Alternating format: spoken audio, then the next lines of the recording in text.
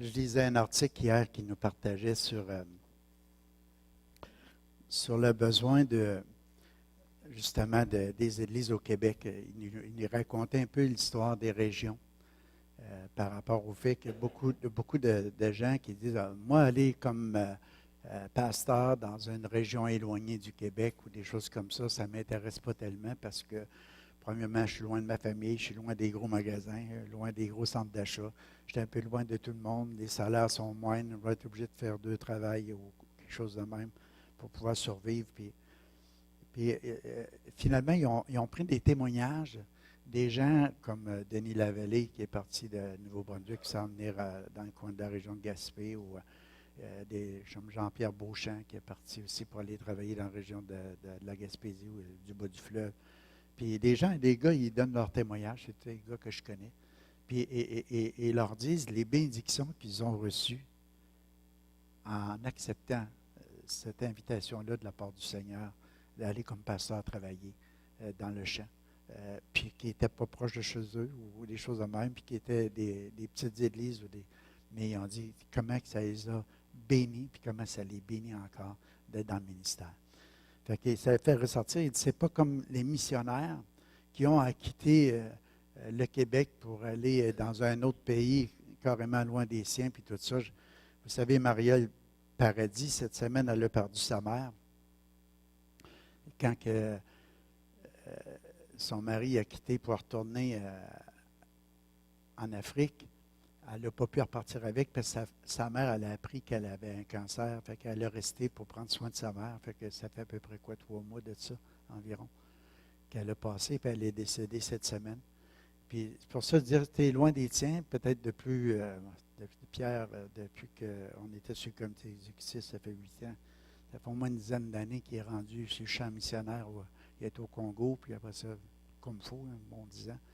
Ça veut dire, dans les 10 dernières années, ils ont venu faire des tours au Québec, mais ils sont éloignés de leur famille. Ils ont perdu cette relation-là avec le papa, avec la maman, ou des choses de même. Puis tout à coup, ta maman t'apprend un cancer, puis le Seigneur vient la chercher, mais c'est des sacrifices. C'est ça que je veux dire, c'est que c'est pas facile quand tu es appelé dans un pays éloigné pour aller prêcher l'Évangile.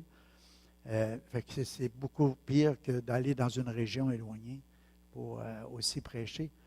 Mais on ne peut pas comparer, c'est les appels de Dieu. Puis Dieu donne cette grâce-là avec l'appel. Il donne le manche, on dit souvent. Il donne tout ce qu'il faut pour pouvoir accomplir son œuvre. Puis le faire avec la joie dans le cœur. Puis le faire avec ce côté-là d'un privilège d'annoncer. Qui sont beaux les pieds de ceux qui annoncent la bonne nouvelle. Amen. Alléluia. On va mettre le diapo. Ce matin, ça nous dit, je vous le dis, il leur fera promptement justice, mais quand le Fils de l'homme viendra, trouvera-t-il la foi sur la terre? Le principe, quand que le Seigneur il a dit ce passage-là, le premier en l'air, je vous le dis, il fera promptement justice, il venait de donner l'exemple d'une veuve qui a été voir le juge unique, puis elle a dit, tu vas me rendre justice dans ma cause, parce que quoi qu'il ne devait rien à personne, puis que ce juge-là, c'était pas nécessairement un chrétien, OK? Mais il a dit, parce qu'elle n'arrête pas de me rompre la tête, parce qu'elle n'arrête pas de venir tout le temps me demander justice jour après jour, je vais y faire justice. On va en terminer de ce cause-là, on va faire de quoi, tu sais. Puis le Seigneur, il prend cet exemple-là, il dit, comment est-ce que le Père ne répondra pas aux prières de ses enfants qui font appel à lui jour et nuit, qui commencent à dire à Dieu, vas-tu intervenir, vas-tu faire ça, vas-tu... Et parce qu'on veut que tu agisses dans notre génération, on veut que tu agisses dans notre secteur, dans Amos Région, on veut que tu agisses dans nos familles, on veut voir du salut, on veut voir de la délivrance, on veut voir de la guérison, on veut voir des gens qui reviennent à la vie.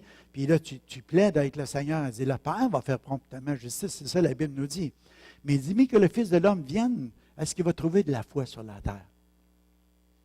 Et ça, c'est touchant d'avoir cette remarque-là de la part du Seigneur. Parce que je crois qu'on est juste avant le retour du Seigneur. Et en même temps, on voit des mouvements de réveil partout à travers le monde, des gens qui viennent à Jésus parce que l'Évangile est prêché. La foi vient de ce qu'on entend, vient de la parole de Dieu. Et je crois que plus qu'on entend parler de Jésus, c'est la raison pourquoi on vient à l'Église aussi. Il y a des prédicateurs qui sont beaux les pieds de ceux qui annoncent la bonne nouvelle.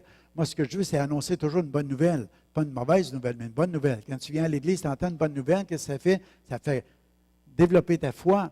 Et puis, c'est comme ça que tu vas grandir, tu vas maturer, puis tu vas vivre une vie de foi dans la parole de Dieu. Comment entendront-ils parler si personne n'est envoyé? Comment? Tu sais, ils ne peuvent pas. C'est pour ça qu'il faut prier que Dieu envoie des ouvriers dans la moisson. Et puis, de garder ça dans nos listes de prières régulièrement. Vous savez, au Québec, on est dans la génération du mouvement de réveil qui a eu lieu avec les bébés boomers dans les années 78-80. C'est dans ces années-là, les églises se sont remplies un peu évangéliques, je parle au Québec. Et en même temps, il y avait comme une désertation de tous les gens qui allaient dans les églises traditionnelles. Les gens ont sorti des églises parce qu'à un moment donné, ils ont dit la religion nous a empêchés de vivre notre vie, puis tout ça, parce qu'il y avait une main de fer trop sur les gens, puis ils ne laissaient pas la liberté aux gens de faire.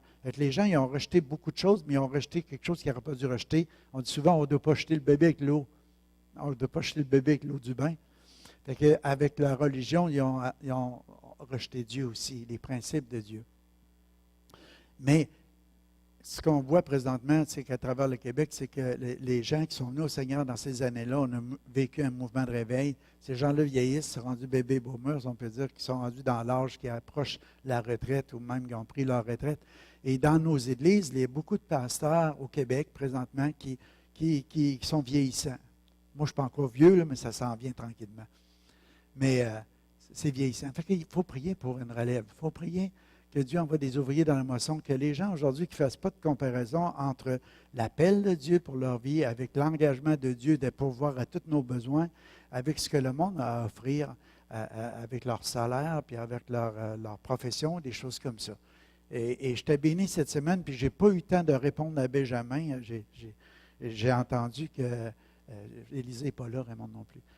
$7, il manque ça matin.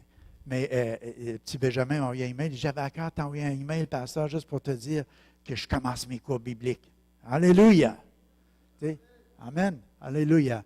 Depuis qu'il est haut comme ça, je l'ai consacré au Seigneur, puis j'ai prié pour lui, puis je disais, il y a quelque chose de spécial dans ton cœur. Puis il dit, moi, je veux devenir un pasteur. Puis tu garde ça dans ton cœur. Puis j'espère juste, c'est une chose que ça va toujours aller en grandissant. Tu sais. Puis c'est là. Puis il a décidé. Fait que bénissons Dieu pour ça, qu'il y ait des ouvriers qui se lèvent dans notre Église et puis qui se préparent à aller au ministère. Puis Dieu va pourvoir à tous leurs besoins selon sa richesse et avec gloire. Parce que la Bible dit qu'ils sont beaux les pieds de ceux qui annoncent la bonne nouvelle. Isaïe 52 nous dit « Qui publie la paix de celui qui apporte de bonnes nouvelles, qui publie le salut de celui qui dit à Sion, ton Dieu règne. » Il apporte des bonnes nouvelles. Il apporte des bonnes nouvelles. Et je crois de plus en plus, il y a une compréhension du royaume de Dieu, des choses de Dieu, comme un matin quand Yolande est venue, de saisir les vérités vraiment tellement puissantes de la parole de Dieu. C'est drôle, quand j'ai prié pour toi cette semaine, je voyais comme une lumière qui t'envahissait de tout partout. Le matin, quand tu es venu là, Dieu dit, garde. C'est juste, il y a quelque chose qui fait que tu savais. Tout ce que tu as dit, tu savais. Mais il y a des vérités qu'à un moment donné, viennent nous toucher à l'intérieur de nous, qui viennent tellement comme nous emporter dans une lumière de la parole. C'est une lampe à nos pieds, une lumière sur notre sentier. C'est des vérités, mais ça a tellement un impact puissant. C'est entre le logo et le réma, c'est entre annoncer une nouvelle puis une bonne nouvelle. Ce n'est pas du RDI ce matin que tu nous as annoncé. Ce n'est pas une nouvelle du RDI matin.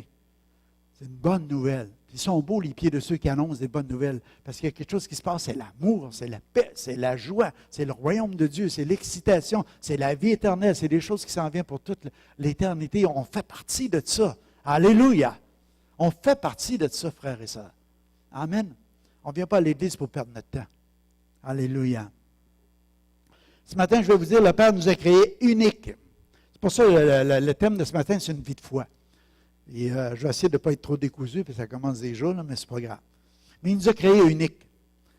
Et tout ce qu'il a créé, que l'on voit dans le ciel, sur la terre, ou dans l'univers, ou partout, le Père, il l'a créé comme il l'a désiré. Tu dis, ben, ça ne se peut pas, pasteur. Le Père, il voulait que je sois comme ça, oui. Il t'a créé unique. Il n'y en a pas d'autre, comme toi. Puis même les hommes aujourd'hui, avec toute la science, sont obligés d'admettre qu'on a encore un emprunt différent. Ils ne peuvent pas effacer ça. On est unique. Puis Dieu nous a créés sans défaut, sans tâche, dans le désir de nous voir heureux. Ça revient pas mal à ce que Yolande disait. sans défaut, sans tâche, dans le désir de nous avoir heureux. Il a placé le premier homme dans le jardin d'Éden, puis il a créé après ça la femme parce qu'il n'était pas bon pour un homme. C'est le seul pas bon, Dieu a dit. Ça, il prend une femme parce qu'il n'est pas complet. Il avait bien raison. Si les hommes sont tout seuls, bien, il dit, regarde, c'est pas bon de être tout seul, mais regarde, il faut t'attendre celle que Dieu va t'emmener parce qu'il va t'endormir un peu. Quand Dieu a endormi Adam, il ne savait pas ce qu'il présenterait, mais quand il l'a vu, il dit, wow! Wow! Tu sais? Parce que lui, il aurait pu prendre une, je ne sais pas moi, une jument, un hippopotame, je ne sais pas quoi. Mais Dieu lui a emporté os de mes os, chair de ma chair, une pareille comme moi. Puis il s'est juste émerveillé. Quand Dieu t'apporte quelqu'un, tu vas t'émerveiller. Amen. Fait que laisse-toi endormir un peu. Dis, Seigneur, tu connais mon besoin, je ne suis pas bon, je ne suis pas bien tout seul. Seigneur, emmène-moi quelqu'un. Puis Dieu dit, garde, je vais faire la job. Alléluia. Puis là, tu vas t'émerveiller devant tout ce que Dieu va faire. Mais à travers tout ça, c'est que Dieu avait des temps d'intimité. Vous savez, les plus grands besoins de l'homme et de la femme, c'est de vivre l'amour et l'intimité, de savoir aimer puis de vivre ces moments d'intimité-là. On a été créés pour ça. Pourquoi que les gens se tournent vers le dehors, le sexe, la drogue, la boisson, toutes les choses qui sont là, même le travail, même les acquis, même les biens matériels, les gens essaient de combler le vide intérieur qui a été fait quand il y a eu le premier péché, quand Adam et Ève ont manqué, ils ont désobéi à Dieu, parce que Dieu les avait placés dans un endroit où ils devaient être heureux, sans tache ni ride, ils pouvaient être nus sans avoir honte. C'était juste la joie, la paix, l'amour, c'était le royaume de Dieu qui était instauré dans cet endroit-là. Dieu y avait mis un endroit, un jardin fermé, justement pour que ça soit toujours comme ça. Mais l'ennemi est venu. Puis ils ont désobéi. Dieu, ils avaient dit, gardez, recevez ma parole. Croyez dans ma parole. Gardez ma parole. C'est comme ça que vous allez être heureux. Mais ils ont désobéi à la parole de Dieu. Je vous emmène à la foi. La foi vient de ce qu'on entend. Des fois, on peut entendre la parole de Dieu, puis des fois, on entend la parole que le malin essaie d'utiliser en essayant de fausser ce que Dieu a dit. Parce qu'il sert bien souvent, regardez, quand Jésus a été tenté, il s'est utilisé la parole de Dieu, mais pas de la bonne façon. L'ennemi, il est ratoureux. Il y a des façons de faire. Fait qu'ils ont entendu, puis ils ont dit, vous allez être comme des dieux. Bon, ils ont entendu ça, ils ont cru à ça, puis regarde, ça les a emporté tout simplement du malheur. Ils ont été malheureux. La malédiction sont attachées à eux autres. Mais la bonne nouvelle, c'est que Jésus est venu. Puis Jésus, il a pris toutes nos fautes, tous nos manquements, tous nos péchés à la croix du Calvaire. Et si on croit dans l'œuvre de Christ, si on croit dans qu'est-ce qu'il a accompli à la croix, bien, nous ne sommes plus sur la malédiction, nous sommes dans la bénédiction. Nous sommes transportés du royaume des ténèbres au royaume bien-aimé du Fils de son amour. Wouhou! On est transporté d'un royaume à l'autre. On revient dans cette relation-là avec Dieu. On revient dans le jardin d'Éden. On revient à l'arbre de vie. On revient à l'endroit où on peut cueillir et manger le fruit. Alléluia! Libre entrée dans les sanctuaires de Dieu, dans la présence même de Dieu. Alléluia. Ça, c'est la bénédiction d'une vie de foi. C'est quand tu reçois, tu crois, tu reçois. Hier, je méditais un petit peu même sur la pensée. Tu sais, je me disais, même avant que la parole vienne, tu sais, tu penses, même avant, il faut que ça passe par ton cœur. C'est tout ce qui vient du cœur, qui passe par tes pensées, soit rempli de foi. Parce que des fois, on va faire des déclarations avec nos bouches, puis on va dire, le Seigneur a dit, par ses meurtrissures, nous sommes guéris, mais on ne le croit pas en dedans. On ne le pense même pas, mais on le dit. Mais c'est une relation de cœur. Si tu crois dans ton cœur, tu confesses de ta bouche et tu verras les choses s'accomplir. Et que la vie chrétienne, c'est une question de cœur à cœur avec le Père, d'esprit à esprit. Ça se passe à ce niveau-là. Puis après ça, ça a tout un impact au niveau de ton âme, de ta volonté, de tes pensées, qui va faire changer toutes les actions au niveau de ton corps, de tes 5 sens, qui vont être sous l'influence de l'épée de l'Esprit qui est la parole de Dieu. Mais on a besoin de renouveler notre façon de penser, de déclarer les choses, de croire dans notre cœur. Et quand on commence à proclamer ces choses-là, vous allez les voir arriver. Amen. Alléluia. Il a pris nos péchés, il est mort en notre place pour que l'on puisse recevoir sa vie abondante. Puis moi, je crois vraiment que Jésus a tout accompli parce qu'il nous aime. Puis c'est ça la bonne nouvelle que je dois prêcher ce matin pour voir une transformation de vie. Amen. Alléluia. Et ça, c'est l'intro. OK, on y va pour la viande. On passe à la deuxième. Alléluia. Une vie de foi. Elle répondit, non, Seigneur, et Jésus lui dit, je ne te condamne pas non plus, va, mais ne pêche plus.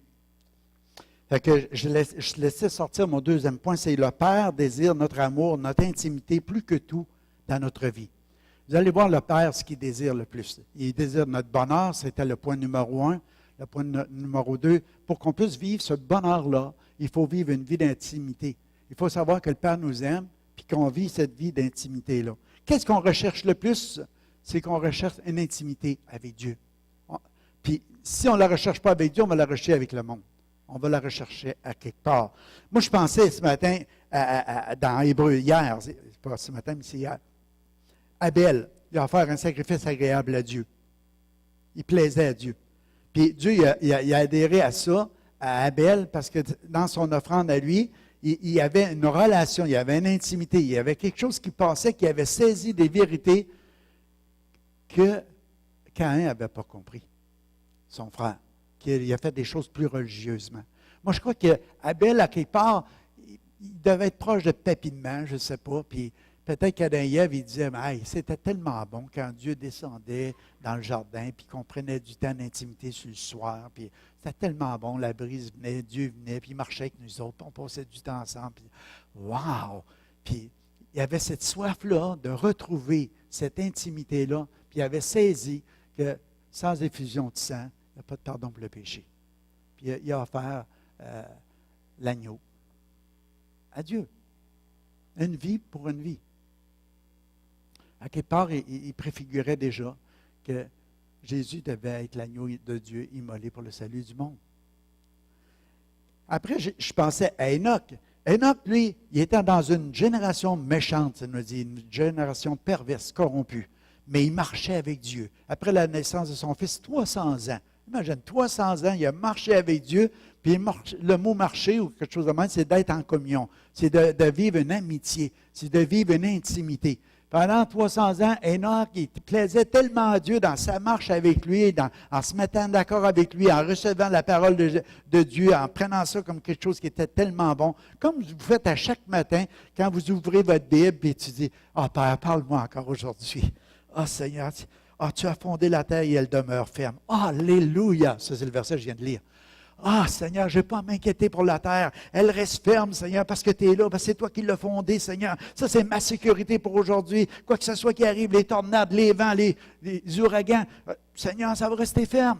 Comprends? Tu as une relation avec le Père, une intimité, puis le Père te donne un verset comme ça, tu pars à la course avec ça, tu dis, « Wow, j'ai un message à livrer un matin. La terre va rester ferme, Dieu me l'a dit. » Hey, c'est bon, moi, pour changer de message. Vous voyez? Juste une communication de même. Enoch marchait avec Dieu, plaisait à Dieu. Il plaisait tellement à Dieu qu'à un moment donné, Dieu a dit, je ne peux pas lui faire connaître la mort, lui, je l'enlève. Je l'enlève. Dieu appelle son Église à marcher dans cette relation-là d'intimité avec lui, tellement qu'à un moment donné, regarde, wow, on va se retrouver avec lui. Alléluia, transformé. On ne devancera pas ceux qui sont morts, mais on va les rejoindre rapidement. Ça va se faire. C'est à cause de l'intimité qu'il y avait. Je pensais aussi, après cette marche-là d'Enoch, je pensais à Noé. Noé, ça nous dit que c'était un homme intègre dans son temps. Il marchait avec Dieu. On retrouve encore le thème. Il marchait avec Dieu. Noé marchait avec Dieu. Dieu dit, regarde, là, ça ne va pas pendant toute sa terre. Là. Je vais emmener une destruction. Je vais emmener un déluge. Il y a quelque chose qui s'en vient. Jésus revient bientôt, puis je sais qu'il y a des choses, comme c'était dans le temps de Noé, puis comme c'était dans le temps de Lot, avec Sodome et Gomorrhe, je vais être obligé d'intervenir encore. Moi, je crois que Jésus revient encore. Mais si on marche dans cette intimité-là, comme Noé a marché avec Dieu, Dieu lui a dit, garde, je vais te faire un plan. Tu vas te bâtir une arche. Tu vas faire quelque chose qui va faire en sorte que tu vas t'exenter du jugement qui s'en vient. Voyez-vous l'importance de bâtir cette intimité-là avec Dieu, de parler à Dieu, de prendre du temps dans la présence de Dieu. Dieu nous révèle ses secrets, il nous révèle dans quelle génération nous sommes, il nous révèle les choses qui s'en viennent, il nous dit comment bâtir notre vie de famille, comment bâtir quelque chose qui va être solide, qui va être épargné du jugement qui s'en vient. C'est tellement important. On ne peut pas juste faire de la religion. Si on vient juste à l'Église pour faire de la religion une fois le dimanche, mais l'autre dimanche d'après, tu ne viens pas. Tu commences à délaisser tes réunions parce que c'est juste de la religion. Quand ça fait une couple de dimanche, tu as sauté, tu dis, oh, il faut que j'y aille, là. Le pasteur va finir par trouver, il va m'envoyer un email. Mais une intimité, c'est à chaque jour, tu l'entretiens, puis quand tu viens à l'église, tu viens célébrer. Wouh! La louange, l'adoration, la prédication, il y a l'excitation, il y a tellement de choses qui se produisent dans le royaume de Dieu. Tu viens juste parce que tu es ouvert à entendre encore qu'ils sont beaux les pieds de ceux qui annoncent cette bonne nouvelle. Tu dis, oh, qu'est-ce que le prédicateur ou la prédicatrice va nous apporter un matin? Ah, j'ai hâte d'entendre. Alléluia. Parce que c'est vivant. Pourtant, dans le dehors, Dieu prépare le jugement. C'est ça qui se passait. Mais à l'intérieur, Noé, lui, il bâtissait son arche. Selon le plan, selon le modèle, selon tout ce que Dieu... Ça y a pas pris 2 minutes, là. OK? Ça y a pris plus que 100 ans. Fait que je veux dire, la vie de foi, ça commence par la foi, c'est par la foi, c'est pour la foi, puis si on continue à l'avancer par la foi, on fait les choses jusqu'à temps que le Seigneur vienne nous chercher, nous prendre avec lui comme Enoch. Oh ben non, je veux dire, regarde, c'est peut-être qu'à un moment donné, on va être rendu vieux, puis le Seigneur va dire, rentre bon et fidèle serviteur, rentre dans la joie de ton maître. On va être avec lui. Alléluia, à cause de cette marche. Les scribes et les pharisiens amènent une femme surprise en adultère. Ce qu'ils voulaient, les autres, ils voulaient tendre un piège à Jésus. La loi dit, la Moïse dit telle chose, puis toi, qu'est-ce que tu dis? Cette femme-là, on l'a pris en flagrant délit de l'adultère. On devrait la lapider. Ils l'ont traîné au pied de Jésus, puis il a dit, qu'est-ce que tu fais? Ça nous dit, Jésus était à terre, puis il a commencé à écrire avec son doigt. Puis il a dit que celui qui lui jette la première pierre, que celui qui n'a pas péché lui jette la première pierre. Vous savez, cette intimité-là avait tout été brisée parce que tout le monde est parti, du plus âgé jusqu'au plus jeune, tout le monde a quitté, tout le monde sont en allés parce que tout le monde a réalisé qu'à l'intérieur d'eux-mêmes, ils avaient tous péché. Des péchés différents, mais ils avaient tous manqué le but. Chacun, ils se sont éloignés. C'est malheureux parce que la religion, c'est la culpabilité, c'est la condamnation, puis ça fait juste ça t'éloigne de Dieu. C'est ça qu'ils ont fait les scribes et les pharisiens. Quand ils ont réalisé, quand eux autres même, que Jésus avait mis la bonne parole, ils disaient, vous n'avez pas péché, je t'ai dit à Pierre, allez-y, parce que la loi de Moïse est bonne, c'est ça qu'il est en train de dire. Mais ils ont tous quitté. Mais la seule qui est restée là, c'est celle qu'eux autres, ils voulaient tuer. Puis Jésus, il est là, puis elle vit un moment d'intimité. Wow! Moi, j'aimais ça hier quand j'ai vu ça comme ça. Elle vivait un moment d'intimité avec son Sauveur. Parce qu'elle venait juste d'être sauvée par Jésus de la mort certaine. Puis Jésus dit, moi, je ne te condamne pas non plus. Pourtant, lui, il aurait pu le faire. Mais la bonne nouvelle, c'est que Jésus n'est pas venu pour condamner le monde, il est venu pour sauver le monde. Alléluia. Puis Jésus lui dit quelque chose de tellement important dans cette intimité-là, de ce moment d'intimité-là qu'il vit avec elle. Il dit, garde, va, puis ne pêche plus. Il est en train de lui donner une direction pour sa vie. Il est en train de lui révéler, garde, ça ne se produira plus jamais, plus personne ne va t'accuser, plus personne ne va te faire du mal. Là, garde, tu es dans ma présence, j'aurais pu te condamner, je ne le fais pas, va, mais ne pêche plus. Change ta manière de vivre. Je ne sais pas ce qu'elle a fait avec cette parole-là que Jésus lui a donnée. Mais je sais juste une chose, c'est ça qu'on a besoin d'entendre. Quand tout te condamne, puis là, tu viens à Jésus, puis tu le reçois comme ton Sauveur, puis ton Seigneur, puis par la foi, tu le reçois, il y a quelque chose qui se passe à l'intérieur de toi, tu te dis, garde, moi, je veux vivre pour lui. Seigneur, aide-moi. Ne pensez pas que le Seigneur ne veut pas t'aider à vivre dans la sainteté, dans la pureté, dans une dimension nouvelle de relation avec lui. Il veut que tu entretiennes cette relation-là parce que c'est lui qui va le faire en toi. Amen. Alléluia. Jésus l'a délivré de la mort. Puis en plus, il lui dit comment vivre sa vie. Mais quelque chose que j'ajoutais, c'est qu'elle devait croire et recevoir cette parole-là de Jésus pour pouvoir vivre cette nouvelle vie-là. Ce n'était pas juste de l'entendre. Moi, je la prêche ce matin, je vous le dis. Mais si tu la reçois et tu le crois, ça va avoir un impact dans ta vie. Tu vas le mettre en pratique. Amen. Ainsi, la foi vient de ce qu'on entend, et ce qu'on entend vient de la parole de Dieu. Alléluia. Amen. Fait que c'est la parole de Jésus qu'on doit garder près de notre cœur et proclamer par notre bouche. Moi, je vous dis ça ce matin parce que c'est tellement important, parce que c'est Jésus qui libère, c'est Jésus qui sauve, c'est Jésus qui guérit, c'est Jésus qui fait l'œuvre. C'est la parole de Jésus qu'on reçoit et qu'on doit garder dans notre cœur, puis proclamer de notre bouche. Puis Éphésiens 2,8, c'est le plus beau verset qu'on peut trouver dans un des plus beaux. Mettons, il y en a tellement de bons. Mais c'est par la grâce que vous êtes sauvés, par le moyen de la foi. Et cela ne vient pas de vous, c'est le don de Dieu. C'est un cadeau. C'est un cadeau. C'est un cadeau. Alléluia. Fait qu'un Père nous a donné Jésus, puis Jésus nous fait vivre ce temps d'intimité. C'est à cause du Père, hein? Si on vit des temps d'intimité avec lui aujourd'hui, c'est parce que le Père a donné le Fils a donné sa vie, le Fils était le chemin qui nous ramène, le chemin et la vie, vers le Père, qui nous permet de vivre cette vie-là en abondance avec lui. Une vie de foi, on va aller dans Jean 6, c'est la croissance spirituelle, c'est le Père désire nous voir croire dans la foi en croyant à son Fils. Il lui dit, Seigneur, donne-nous toujours ce pain. Jésus lui dit, je suis le pain de vie. Celui qui vient à moi n'aura jamais faim, celui qui croit en moi n'aura jamais soif. Moi, je pense que tu ne peux pas faire autrement pour grandir. C'est comme un nourrisson qui vient de naître. Il a beau avoir la vie, mais laisse-les là, puis si la maman ne lui donne pas à boire, à manger, il va mourir. Mais Jésus, il dit, lui-même, c'est le pain de vie. On peut manger à lui, constamment. Et j'écrivais ici, nous pouvons nous nourrir constamment avec Jésus et grandir spirituellement. C'est juste de parler avec Dieu avec sincérité, avec honnêteté, de dire les choses comme ils sont, comme on les vit, de s'approcher de lui, de rien lui cacher, d'avoir un cœur ouvert, de ne pas avoir un agenda caché avec le Seigneur. D'être capable de venir dans sa présence et dire, Seigneur, je veux t'entendre, puis je veux te parler, je veux échanger, je veux communier, je veux vivre cette intimité-là avec toi, un cœur à cœur avec toi. Puis plus que cette honnêteté et sincérité vient, c'est on abat l'esprit religieux qui veut toujours se monter dans nos cœurs, puis on arrive, on dit, Père, tu me connais, tu sais qui c'est que je suis. Dans cette relation-là, de cœur à cœur, on peut manger à la parole de Dieu, on peut grandir, on peut se développer, parce qu'on n'empêche pas la vie de Dieu de couler en nous autres. On n'essaye pas de produire, on essaye de le porter. Il n'y a rien de pire que d'essayer de produire une vie chrétienne. Produire la sainteté. Produire, je ne sais pas, moi. Moi, on commence les vendanges ce matin à l'île d'Orléans. Moi, j'ai mangé mes raisins la semaine passée.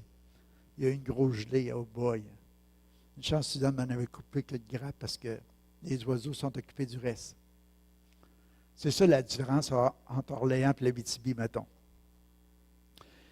Mais y as-tu pensé? Moi, j'ai pu déguster, vous ne l'avez pas mangé. J'aurais aimé l'emmener à Maurice. Je voulais t'en emmener une grappe. Il en reste une petite, là, si tu pars chez nous.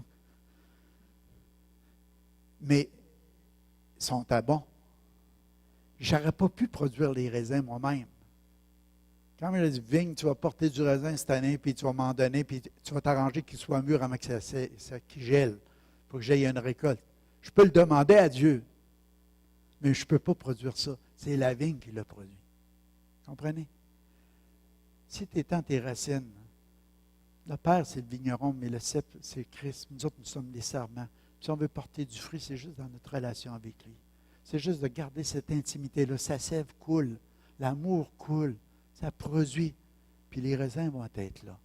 Amen. Mais il y a des gens qui essayent de produire des raisins sans être liés à une vigne. Ça ne marche pas. Ça ne marche pas. Ça se décourage à un moment donné. Tu peux en avoir en plastique, mettons, OK? Ils n'auront pas rien dedans. Alléluia. Jésus lui dit, ne t'ai-je pas dit, si tu crois, tu verras la gloire de Dieu. Parce qu'il n'y a rien d'impossible par une vie de foi. Quand on met notre espoir, quand on vit cette intimité, cette relation-là avec Dieu, il n'y a rien d'impossible que Dieu ne peut pas faire. Il dit, ne t'ai-je pas dit. Il dit ça à Marie, à Marthe, et Lazare est mort depuis 4 jours. Il sent déjà, il pue. C'est ça le beau mot. Ne t'ai-je pas dit, si tu crois, tu verras la gloire de Dieu. Tout est possible à celui qui croit. Rien n'est impossible à celui qui croit. J'aime le mot rien puis tout. C'est Dieu qui les a prononcés.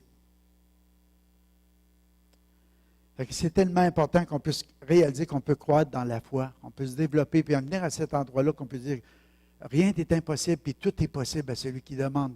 Le Père peut demander tout ce que vous voudrez. Il va vous l'accorder. Tu vas me dire, mais pourquoi ça ne marche pas tout le temps? C'est peut-être la relation et l'intimité qui n'est pas toujours là. C'est peut-être qu'on fasse des choses qu'on ne croit pas vraiment, qu'on n'a pas encore dans notre cœur, ou qu'on n'a pas tout saisi. On ne veut pas se culpabiliser. Ce n'est pas ça qu'on cherche à comprendre. On va même peut-être comprendre juste l'autre bord, toutes les données. Mais une chose qui est sûre, c'est que Dieu nous demande de travailler à ce niveau-là d'intimité avec lui pour pouvoir grandir. Alléluia. Ici, il y a un pharisien qui pria de manger avec lui. On parle de Simon, qui était un pharisien. Puis, il y a une femme qui survient avec une mauvaise réputation dans la ville. Tu sais. Elle avait appris que Jésus était invité. Elle se place derrière lui, elle se met à pleurer, ses larmes coulent sur les pieds de Jésus, qu'elle essuya avec ses cheveux. Elle les couvrit de baisers et répandit sur eux un parfum précieux. Qu'est-ce qu'elle a fait, cette femme-là? Elle nous vit 20 ans d'intimité avec Jésus. Elle nous a manifesté sa foi de telle façon que c'est cette fois-là qu'il l'a sauvée. Vous savez, ce n'était pas sa réputation, parce qu'elle avait déjà une mauvaise réputation. Peut-être c'était une prostituée, pour que les gens en parlent comme ça. Mais elle entend parler, Jésus est là, dans cette maison-là, elle vient. Puis c'est ses larmes.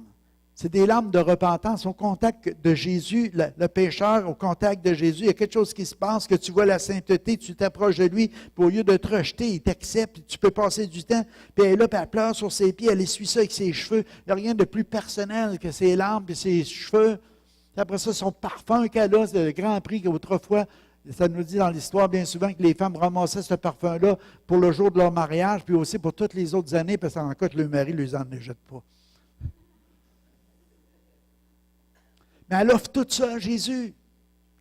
Elle verse ça sur Jésus. Elle vit des moments d'intimité avec Jésus. Quelque chose de tellement bon, de tellement spécial, de tellement merveilleux que Simon, à un moment donné, il dit, « s'il serait vraiment le Fils de Dieu ou les autres gens, il se laisserait-tu toucher par cette femme-là? Voyons, c'est une femme de mauvaise réputation. » Puis là, Jésus lui conte l'histoire, il dit, « Écoute, il y avait un créancier, il y a quelqu'un il y avait des gens qui devaient de l'argent. Il y en a un qui devait, mettons, je ne sais pas moi, 500 piastres, puis l'autre 5 millions, ou 50 jours de travail, puis l'autre 500 jours, ou 5 jours de travail, ou 500 jours, en tout cas, quelque chose de même. OK? Vous voyez la différence, c'est comme 100% de plus, là, tu sais. Puis il dit là, le créancier dit, je remets la dette à toutes les deux. Chacun a une dette. Chacun est capable de la rembourser. Chacun doit être heureux de ce qui était gracié.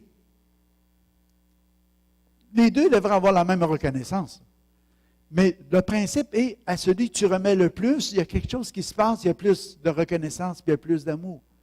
Et je suis rentré dans ta maison, il dit, regarde, il savait passer quelque chose avec Simon pour que Simon l'invite à aller souper chez eux. Mais il dit, tu ne m'as rien donné pour me laver. Mais il dit, elle est venue avec ses propres larmes, avec ses cheveux, puis son parfum, elle a tout fait la job. Il dit, beaucoup, il a été pardonné. Elle avait peut-être une mauvaise réputation, mais regarde qu'est-ce qu'elle fait. C'est l'intimité. Est-ce que notre niveau d'intimité va être plus grand si on était des plus grands pécheurs? Moi, je ne pense pas qu'il faut faire tous les péchés du monde pour vivre une grande intimité avec Dieu. Mais on dirait ceux qui l'ont fait, ils ne peuvent pas se justifier. Ils savent, j'étais un meurtrier. Moi, je mériterais rien d'autre que la mort. J'étais un voleur. J'étais un adultère, j'étais une prostituée. Moi, je menais une bonne vie. Je menais de mal à personne. On se justifie par nos œuvres. Mais Dieu, il dit, ce n'est pas par les œuvres, c'est par la foi. Viens, crois en moi, crois dans mon pardon, fais juste venir à mes pieds. Puis là, tu vas être reconnaissant à Dieu qui t'accepte comme sauveur et Seigneur, que tu l'as accepté comme sauveur. Tu vas être reconnaissant de tout ce qu'il a fait sur la croix. Amen. Alléluia. Amen. C'est comme ça qu'on va grandir dans la foi. C'est quand on reconnaît qu'on est dépendant de lui, qu'on a besoin de lui pour faire toutes choses. Quand on est rendu là, on a commencé à croître. C'est contraire de ce qu'on peut penser. Puis nous autres, on dit, si je peux avoir lu tous les livres de la Bible à savoir par cœur, si je peux avoir été au collège biblique pendant 3, 4, 5 ans, si je peux avoir tout fait ça, je n'ai rien contre ça. Là, je commence à être vraiment mature dans le Seigneur. On va dire, tu es mature, c'est que moi, je me rappelle d'un vieux prédicateur, frère Harview, qui était venu prêcher ici il y a au-dessus de 30 ans, mettons. Puis nous autres, on avait été le trouver après, André, Jean-Marie, tous ceux qui sont prédicateurs comme aujourd'hui. On va dire, vous devez connaître votre Bible, vous, après 30 ans dans le Seigneur, 30 ans de ministère, et tout ça. Et il dit, je fais juste commencer à gratter le couvert. Et je me rends compte, je fais juste commencer à gratter le couvert. Et nous autres, on dit, voyons donc, il y a un en plus. Mais aujourd'hui, je peux vous dire, c'est vrai de ça. C'est vrai de ça. C'est comme Yolande disait. C'est qu'on peut connaître des choses, mais à un moment donné, le Seigneur vient nous éliminer à l'intérieur. Puis, wow! Tu t'émerveilles. Tu t'émerveilles. Je serre ta parole dans mon cœur, Seigneur, afin de ne pas pécher contre toi. David, il avait saisi quelque chose. Quand tu regardes tous les psaumes, tu regardes la manière qu'il parle, comment c'était un mets succulent, comment il est déjà devance l'aurore pour méditer sa parole, comment il se couche le soir et il médite encore la parole. Il a réalisé, il a compris comment c'est la vie. Jésus, c'est la parole. C'est la vie. Alléluia. On va aller voir le plan. Oh boy! Midi moins 20. Dis, il est long. Je l'ai à moitié. Amen. Le Père céleste désire nous voir vivre notre vie chrétienne par la foi. OK. Ça, je vous l'ai dit un peu. C'est par la foi que nous reconnaissons que le monde a été formé par la parole de Dieu. En sorte que ce que l'on voit n'a pas été fait de choses visibles. Ce que je voulais faire ressortir là-dedans rapidement, c'est juste dire que toute la semence, quand Jésus a dit que la terre porte telle semence, les arbres ont commencé à pousser, les plantes, les fleurs, n'importe quoi, c'est toute partie de la parole de Dieu. C'est que les choses partent toujours de l'invisible pour devenir dans le visible. Il n'y a rien qui existe dans le visible qui devient de l'invisible. J'écoutais cette semaine un reportage qui disait qu'ils ont lancé, c'est une réalité, là, ils ont lancé quelque chose, j'ai oublié le nom de qu'est-ce qu'ils ont envoyé dans l'espace à des années-lumière, puis là, ça a fini par atterrir là-bas. Puis ils finissent par dire, par les données que là, on pense qu'on vient peut-être de cette planète-là, de cet endroit-là, la vie a commencé peut-être là, on est les résultats de ça. Mon Dieu! Tu sais, ils sont rendus dans l'invisible, bien, bien loin, mais à partir du visible, ils se sont rendus là, puis à partir de là, ils commencent à supposer des choses. Au lieu juste de croire ce que Dieu dit, c'est toujours la même chose. Prends la semence. Dieu dit que tout arbre porte la semence. Tu prends la même semence des millions d'années plus tard, tu mets ça encore dans la terre, puis il ressort encore un arbre. Alléluia. Il ressort encore la même fleur, la même espèce, les mêmes choses. C'est toujours là. Tout vient de la parole de Dieu qui a été prononcée, qui a été proclamée. Ça vient de l'invisible. Ta relation avec Dieu, ton intimité avec Dieu commence par la foi et pour la foi. Ça ne changera pas. Essaye pas de produire autre chose que ça. Comprenez? Je suis en train de vous dire, Dieu te dit, je te donne la vie éternelle. Tu viens à moi, tu crois en Jésus, tu reçois Jésus comme Sauveur et Seigneur, mais il marche par la foi maintenant. Le juste vivra par la foi et pour la foi. Ça ne change pas. Paul dit, je n'ai point honte de l'Évangile, c'est la puissance de Dieu pour le salut de quiconque croit, du juif premièrement, puis du grec. Parce qu'en lui est révélée la justice de Dieu par la foi, pour la foi, selon qu'il est écrit, le juste vivra par la foi. La prédication de la bonne nouvelle, c'est la puissance de Dieu pour le salut de tout croyant. Ce n'est pas une nouvelle ordinaire, OK? Mais la parole de Dieu nous révèle le plan de Dieu de justifier tous les hommes par la foi. Nous sommes appelés à vivre par la foi. Mon juste vivra par la foi. Si nous recevons ce message dans notre cœur, nous pouvons recevoir une puissance pour vivre éternellement. Quand je méditais le verset hier, c'est ça que j'ai écrit après. Pour la recevoir, nous devons tout simplement croire dans le message. Pas besoin de plus que ça. Ce n'est pas par les œuvres qui nous gardent dans la foi, mais c'est par la foi, pour la foi. Nous sommes sauvés et gardés par la foi et pour la foi. Je ne sais pas si vous saisissez. Vous n'êtes pas excités. Nous ne pouvons pas garder notre salut par les œuvres accomplies. C'est assez simple. Vous ne pouvez pas garder votre salut par les œuvres accomplies. Depuis que j'ai donné ma vie au Seigneur, je suis toujours aux réunions, je paye ma dîme, puis c'est toutes des bonnes choses, OK? J'aide les gens, j'aide mon prochain. Ça découle de ta vie de foi. Mais ce n'est pas ces œuvres-là qui font que tu es sauvé. Tout ça est accompli par Jésus. pour la foi. Ça veut dire c'est pour la vie éternelle. Tu ne l'auras jamais plus que tu l'as un matin, autrement dit. Wouhou! Là, lâchez-moi un cri à quelque part. Encouragez-moi. Vous avez la vie éternelle. Alléluia! Personne ne va vous ravir dans la main de Dieu. Personne. Personne. Ce qu'elle a dit tantôt, ce que Dieu a commencé, il va le terminer. Alléluia. C'est notre sécurité en Jésus. Reste en lui. Alléluia. Ah, ça se peut pas. Ça se peut pas. Si je ne mène pas une bonne vie, Dieu ne pourra pas nous donner le salut. Sentez-vous, ça revient ça tout de suite, là? Ça se peut pas. Mais c'est une bonne nouvelle. Oui, ça se peut. Parce que Jésus a payé ta place, à la croix, pour tous tes manquements. Ceux d'hier, ceux d'aujourd'hui, puis ceux de demain que tu n'as pas encore fait. Ça ne veut pas dire de courir une vie de péché. Hey, tu viens en intimité avec Dieu, tu vas lui ressembler. Soyez saint comme le Père est saint. Tu vas être à part. Tu ne seras pas comme le monde, tu vas être la lumière du monde. Tu vas vivre une relation avec Dieu qui va te faire grandir, maturer en lui. Tu vas devenir de plus en plus comme Jésus, à son image, à sa ressemblance. Alléluia. Plein de bonté, de gentillesse, de douceur, de maîtrise de soi. Le fruit de l'esprit va se produire dans ta vie, pas par tes efforts, mais par ta relation, par ton intimité, par ta communion avec Dieu. Tu vas marcher avec Dieu, Dieu va te prendre. Alléluia. Wouhou! C'est ça qui s'en vient. Alléluia. C'est ça l'Église sans tache ni ride que Dieu prépare dans sa grâce infinie, par sa grâce infinie. Amen. Juste rapidement, on va les mettre, c'est le dernier. J'ai sauté vite là. Que dit-elle donc? La parole est près de toi, dans ta bouche et dans ton cœur. Oh, c'est les paroles de la foi que nous prêchons. Si tu confesses de ta bouche le Seigneur Jésus, si tu crois dans ton cœur que Dieu a ressuscité des morts, tu seras sauvé. Car c'est en croyant du cœur qu'on parvient à la justice et c'est en confessant de la bouche qu'on parvient au salut. Selon qu'il est écrit, quiconque croit en lui ne sera point confus. Il n'y a aucune différence. Le Père va t'aider à atteindre tous tes buts. Hein? Tu vas pouvoir déplacer des montagnes. Tu vas avoir des choses incroyables par une vie de foi.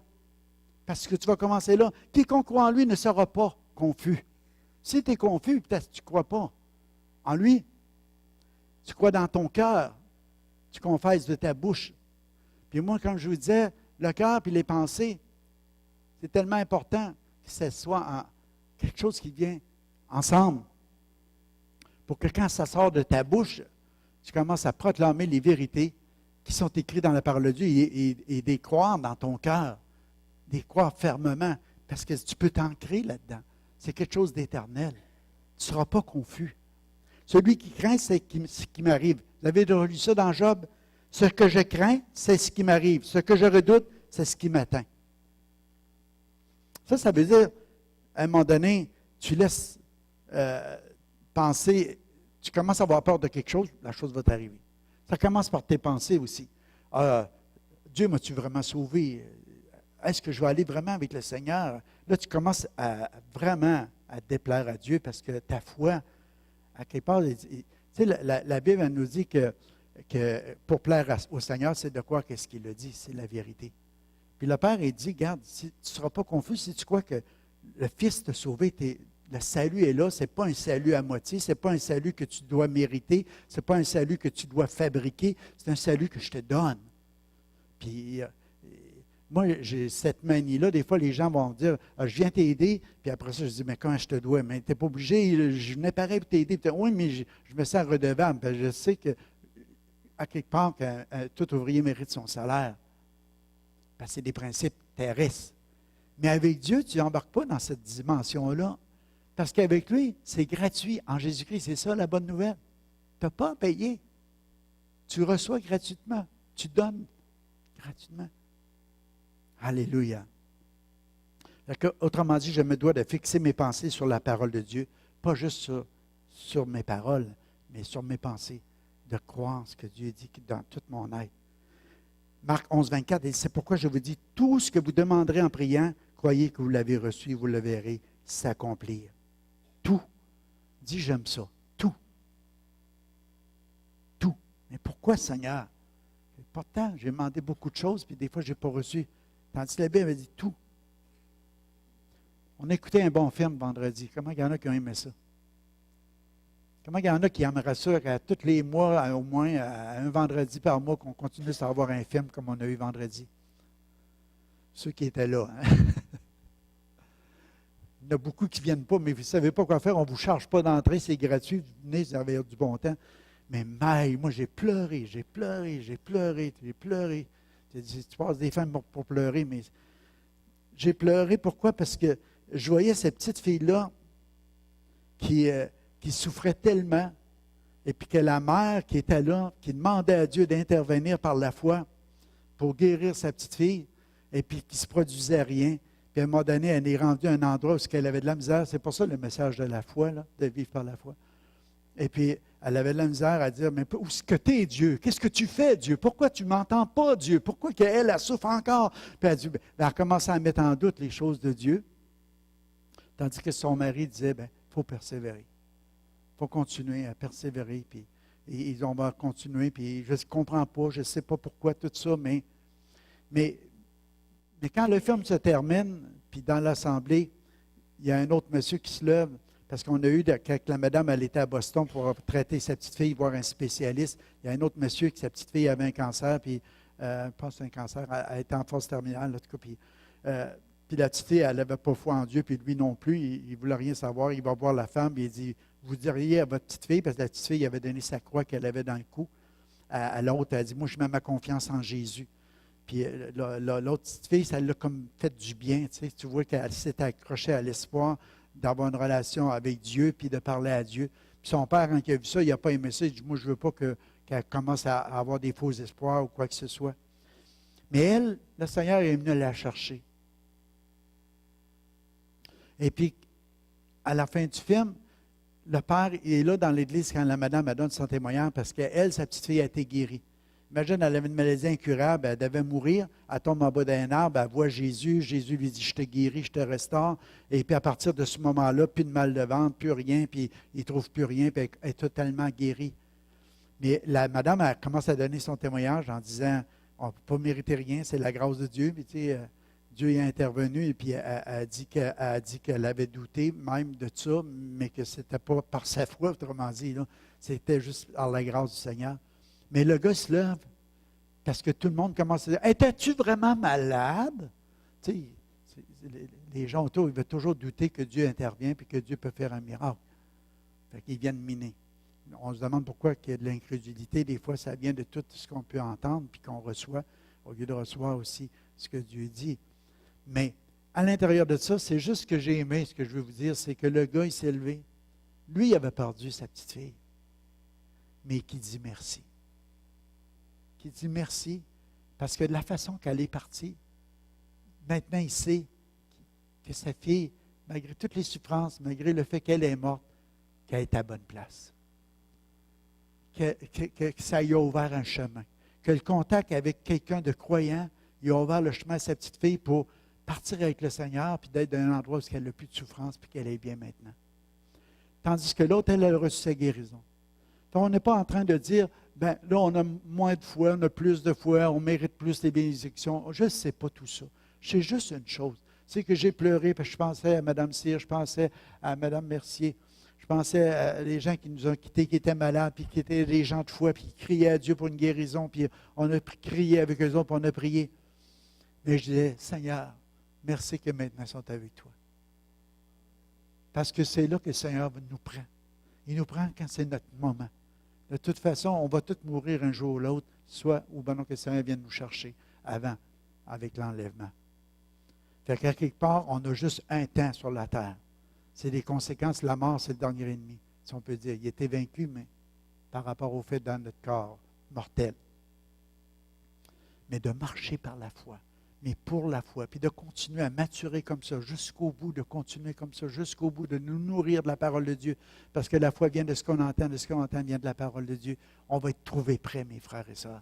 On va prêcher la bonne nouvelle. On va continuer à avancer dans le royaume de Dieu. Amen. Alléluia. On va continuer à croire parce qu'on se nourrit à Jésus, parce qu'il est vraiment le pain puis le vin. Il est vraiment la nourriture. Toute sa parole. Puis, ce que je voulais terminer, il dit, tout ce que vous demanderez, tout. C'est comme rien n'est impossible. Tout puis rien, c'est deux affaires. Bien souvent, que nous autres, on prend dans d'autres choses. Quand tu n'as rien, tu n'as pas grand-chose. Quand tu as tout, tu as tout. Mais le Seigneur dit, rien n'est impossible. Ça veut dire que c'est incroyable aussi. Tout est possible avec Dieu. Pourquoi David a-t-il vaincu Goliath? Pendant 40 jours, Goliath sortait, il se présentait, puis il disait, il y en a d'entre vous autres qui venez vous essayer. On n'a pas besoin de faire battre les deux armées. Si vous me vainquez, vous allez gagner. Puis David, il a entendu le même message que tous les autres qui, 40 jours, étaient paralysés, qui n'avançaient plus, qui avaient peur. David, lui, il arrive à un endroit où il savait ce qu'il avait médité. Il savait qu'il y a le temps d'intimité qu'il avait vécu quand il a écrit les psaumes 23 ou autres. Il savait que son Dieu l'avait gardé de lourd, l'avait gardé de lion, qu'il pouvait mettre sa confiance en lui. Il dit, s'il m'a gardé d'un ours, puis s'il m'a gardé d'un lion, il est capable de me garder de ce géant-là. Fait que moi, je ne viens pas avec les choses que tu m'as dit et que j'ai entendues de toi, mais moi, je viens avec ce que c'est que je crois dans mon cœur puis que je confesse de ma bouche. C'est l'Éternel des armées qui va combattre avec moi. Puis il a terrassé le géant. C'est ça la foi. C'est de regarder l'invisible. Personne ne voyait Dieu. Tout le monde voyait le géant. Mais David, lui, voyait Dieu dans son cœur. Parce qu'il savait qu'il était fidèle avec lui. Pierre a fait la même chose quand il est sorti de la barque et a marché. Hein? Ils sont dans une tempête, et ils sont là, puis le vent, puis ça vient de tous bords, de tous côtés. Puis ça nous dit que tout à coup, Jésus se rajoute à ça dans la scène. Il marche sur l'eau, puis il s'en vient dans la tempête. Les autres voient ça. Un fantôme! Pierre dit, si c'est vraiment toi, Seigneur, dis que j'aille. Jésus dit, viens-t'en. Il sort de la barque et il commence à marcher sur l'eau. Juste sur la parole de Jésus. Il l'a cru, il l'a reçu, il a commencé. Il a commencé à regarder aux éléments, il a calé, mais Jésus est intervenu et l'a sauvé parce qu'il était là. Mais ce que je veux vous dire, c'est qu'il a cru à la voix de Jésus. Il a marché. Il faut en venir à un endroit que des fois dans notre vie, on peut avoir des fois à caler, puis Jésus va venir nous sortir pareil, puis d'autres fois on va marcher sur la parole de Jésus, puis on va voir le miracle, puis tout le monde va dire « Wow! » Mais le Seigneur, il nous emmène quand même à dire, des fois on va vivre des temps d'incrédulité, mais de croire dans sa parole, puis de recevoir ce matin. Amen. On finit par un mot de prière, nos amis sont arrivés. Vous voyez, je n'ai pas été plus long que l'école dimanche. Alléluia. C'était mon excuse. Penchons nos têtes un instant, juste rentrons nous-mêmes ce matin. Alléluia. Réalisons profondément que tout vient de la foi, tout par la foi et pour la foi. Que toute ma vie, je n'ai pas à produire autre chose que de croire dans la parole de Dieu pour voir les changements, pour voir les signes, les prodiges, les miracles, pour voir les choses se produire. Parce que c'est Dieu qui fait. Ça vient tout de l'invisible, ça vient tout de lui, ça vient tout de son amour, de sa grâce infinie. Et ce matin, Seigneur, quoi que ce soit que nous traversons comme situation, Seigneur, ce matin, nous voulons juste recevoir ta parole par la foi. Et on veut juste la déclarer, Seigneur, puis la faire entendre de notre bouche, Seigneur, parce qu'elle a passé par notre cœur, par un cœur à cœur avec toi, Seigneur. Et ma prière en terminant, Seigneur, c'est que chacun de nous, qu'on puisse réaliser ce matin l'importance de vivre ces moments d'intimité avec toi, Seigneur. Parce que sans intimité avec toi, on ne peut pas marcher, Seigneur. On ne peut pas accomplir ton œuvre. On ne peut pas faire les choses que tu nous appelles à faire. On a besoin de passer du temps dans ta présence pour t'entendre, Seigneur. Pour avoir des révélations de toi, Seigneur. Pour saisir, Seigneur, et accomplir ce que tu désires pour nos vies. Fait que ce matin, Seigneur, qu'on puisse partir avec ce désir, Seigneur, de cultiver toujours plus d'intimité dans cette relation intime, Seigneur, avec toi. Amen. Alléluia. Si on part avec ça, on part avec quelque chose. Tu dis, mais j'arrive chez nous, là. Mais j'arrive dans ma chambre, j'ai assez hâte, là. Je vais dire à Jésus, là, je vais recommencer quelque chose peut-être de nouveau avec toi, là. Je veux croire ce que tu vas me dire, là, puis je veux prendre du temps, puis parle-moi, puis je te parle, puis on échange ensemble, puis ça va être glorieux, ça va être merveilleux. Partez comme ça, vous allez voir la transformation que Dieu va faire. Ça va être incroyable. Amen. Soyez bénis. S'il y en a qui ont des requêtes en prière, manquez pas le ménage l'après-midi. C'est un temps. Comment ma femme a écrit ça? J'ai demandé. C'est un temps pour sur le journal. Je l'ai écrit sur le journal, si vous voulez le voir. C'est Suzanne qui m'a signalé ça. Pour vivre pour être mieux. Non. J'ai trouvé ça tellement bon, en tout cas. Vous lirez le journal, vous allez le voir. Soyez bénis.